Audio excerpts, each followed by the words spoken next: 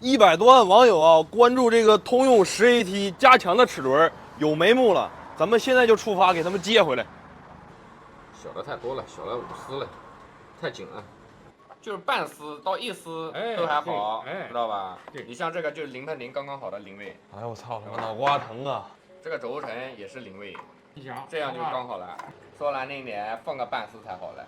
这个要逛一点才好是吧？就是这个，假如37，这个37多半丝，才好了。这个不行，这个不行，不行，乱说这个没，这肯定不行，它发卡就不对，它这个轴承正常转起来啊，它就一点不能有卡的感觉。你看一下它这个过盈量应该是多少的，它现在是紧，现在是齿的内径跟轴承的外径，它俩差的有点多，然后齿是高温了之后它往外胀，轴承是能放进去，但是它一旦冷却了之后，这齿是往里缩的，这轴承壁太薄了，齿一缩就夹住这儿了，那一夹它就紧了呀。就为了等这个齿，有一个河南的大哥等了我将近1个月，后来实在没招了，花6000多块钱修的。我这个轴承装在这个齿上就没事儿，这用手都能摁下去。那没事，我就给你按照你这个尺寸做下来就好了。但是就是你弄怎么弄，就是弄了之后这个齿怎么定位？我们定位你不用管，我会打表的，给你一个一个给你打同心就可以了。你往里面车的时候，它底下这个台要流出来的，不能车平了这块儿，这台要流出来的。你这个是用什么材料做的？20过锰碳。哦，20过锰碳。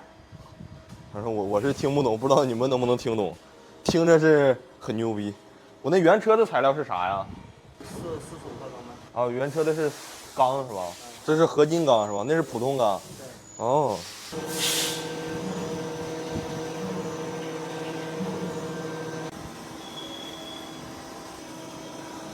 我们现在来测量一下子这个齿轮的同心度，可以看到这个表针啊是一动不动的，证明这个同心度非常好。对，手一顿就出来了呀。它这个几丝的量太难掌握了，车一点点就大了。你现在是车到多少丝啊？现在0位，0:0现在是吧？我让它减个1丝下来。不是0:0装进去，它也不能是这样的呀。你那个多少的吧？2000吗？我那也是0:0的呀。那是轴承的问题还是外径的问题？不可能说一个就是再次一点的轴承，我感觉它装进去也不应该当时就有问题，除非这轴承就是你转的它就有问题，往上装之前就有问题。你就买2个差的嘛。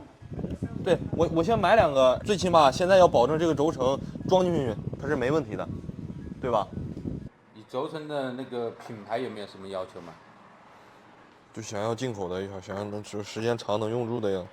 就是一开始是它这个齿内壁紧，然后轴承镶进去就不行，然后他说我轴承不行，然后最后我拿轴承是标准件呐，你对呀，对，这个轴承就是即使是轴承材料再不行，也不可能装进去就有问题啊，对吧？不可能装进去就硌了啊。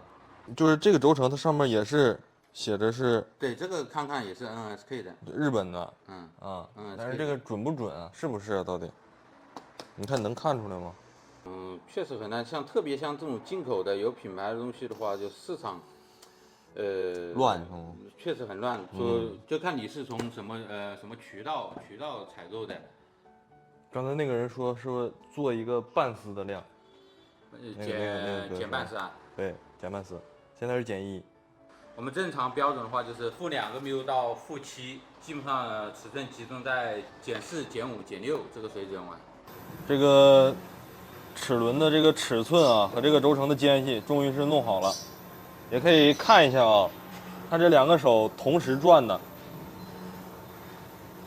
知道吗？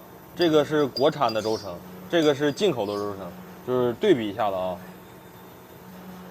这个进口的轴承要比这个国产的轴承啊，这个转的时长要稍微长一点，还是有区别的。到时候就全都给它用这种进口的轴承，然后全都加热安装啊，不砸，让它直接就进去，然后就能搞定了，不破坏轴承。这轴承内外壁啊都太薄了，就是经过一点碰撞之后，就容易硌了，容易出现误差。